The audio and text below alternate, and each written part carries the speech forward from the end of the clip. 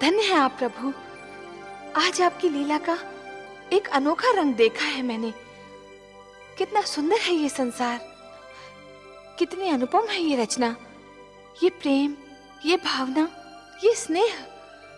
मनु और शत्रुपा की भावनाओं में जो फूल सी सुगंध, मधु सी मिठास और कलियों की कोमलता का अनुभव किया, वैसी भावनाओं से तो हम देवलोक वाले भी वंचित हैं प्रभु। आपको अच्छा लगा महादेवी? बहुत ही अच्छा लगा सर्वेश्वर, बहुत सुंदर, बहुत मधुर। ये भावनाएं और इनको प्रदर्शित करने की शक्ति केवल मानव जाति को मिली है। यदि मानव ने इन भावनाओं की रक्षा की तो ये भावनाएं उसे जीवन की प्रेरणा देंगी, उन्नति की शक्ति देंगी, उसे शांति का मार्ग दिखाएंगी। ये प्रेम, ये स्नेह और एक दूसरे का आदर करने की यह भावना ही मानव जाति को संस्कृति देगी, सभ्यता देगी, उसे उत्थान का मार्ग दिखाएगी।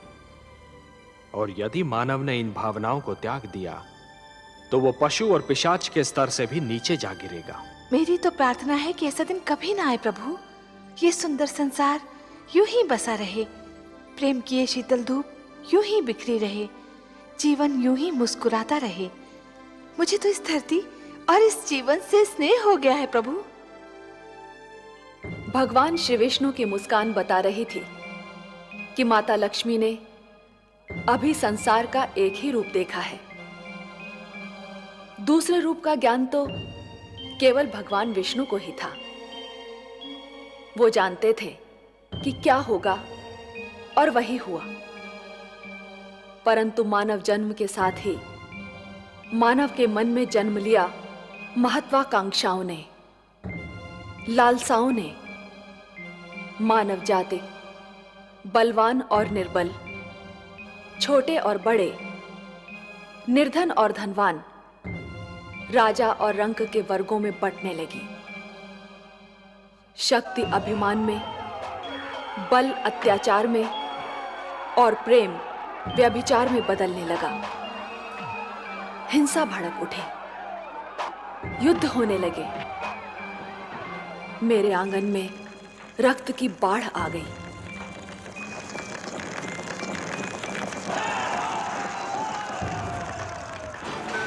मैं घबरा गई। मैंने मानव को बार बार पुकारा, पर हाहाकार में उसने तो मेरी पुकार नहीं सुनी। परंतु मेरी ये पुकार देवलोक तक पहुंच गई।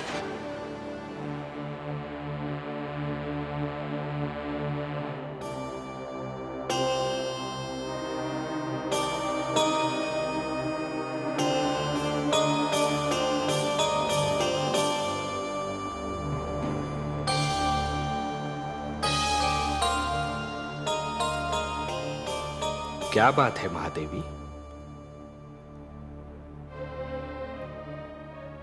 आपके इन सुंदर नैनों में आश्चर्य और विस्मय की छायाएं क्यों तैर रही हैं? किस सोच ने आपके मन को घेर रखा है? कुछ नहीं विश्वेश्वर, यही सोच रही थी कि यदि चित्रकार के बनाए चित्र को कोई बिगाड़ दे तो क्या उसे तनिक भी चिंता नहीं होगी? यदि कोई शिल्पकार की बनाई मूर्ति को तोड़ने की चेष्टा करे तो क्या उसे तनिक भी दुख नहीं होगा? यदि कोई चित्रकार अपना चित्र किसी को उपहार में दे दे तो उस चित्र को संभालना उपहार पाने वाले का कर्तव्य है। कोई शिल्पकार अपनी मूर्ति किसी को भेंट दे दे तो उस मूर्ति की देखभाल करना भेंट पाने वाले का कर्तव्य है। वैसे हम समझ गए कि आप पूछना क्या चाहती हैं। आप तो अंतर्यामी हैं। लगता है आप हमारी धरती पर घटने वाली घटनाओं से पीड़ित हो उठी हैं। हाँ पद्मनाभ, मैं बहुत दुखी हूं। क्यों हो रहा है ये सब? क्यों मचा है ये हाहाकार? प्रेम बनाया था तो घृणा क्यों बनाई? जो हो रहा है, हो सकता है वो वही हो जो स्वयं विधाता ने लिखा हो। और अपना लिखा तो स्वयं विधाता भी नहीं मिटा सकते ना। हे महादेवी, हो सकता है कि यह मानव की परीक्षा हो, उसके कर्मों की परीक्षा हो। पर ऐसा संसार और ऐसा मानव आपने बनाया ही क्यों नारायण, जो आपकी बनाई धरती पर अंधेरा फैला रहा है? तो आप क्या चाहती थीं कि हम केवल दिन बनाते और रात्रि न बनाते? फिर मानव को अंधेरे उजाले का अंतर कैसे जान पड़ता? विष न होता तो अमृत की महत्ता कैसे जानी जाती? पुष्प के साथ कांटे न होते तो पुष्प के सौंदर्य को कौन जान सकता? पतझड़ न आती तो वसंत ऋतु इतनी सुहानी कैसे लगती? हमने मानव को बनाया है देवी। मानव इतिहास को बनाने का कार्य हमने अपने हाथों में नहीं रखा, वो तो उसी पर छोड़ दिया है। अभी तो उसे अपनी शक्ति का आभास हुआ है, इसी से उसे न्याय अन्याय, सत्य असत्य, धर्म अधर्म और पाप और पुण्य की जानकारी भी होगी। हमने बुद्धि दी है मानव को, विवेक दिया है उसे। और यदि मानव ने विवेक से कार्य नहीं किया तो? यदि धरती पर रात्रि इसी प्रकार दिन को निगलती रही तो, अंधकार प्रकाश को डसता रहा तो, तब क्या करेंगे आप? चिंता मत कीजिए देवी। यदि असत्य और अधर्म अपनी सीमा को पार कर गए, यदि धर्म की हानि होने लगी, तो हम स्वयं धरती पर जाएंगे। हम वचनबद्ध हैं।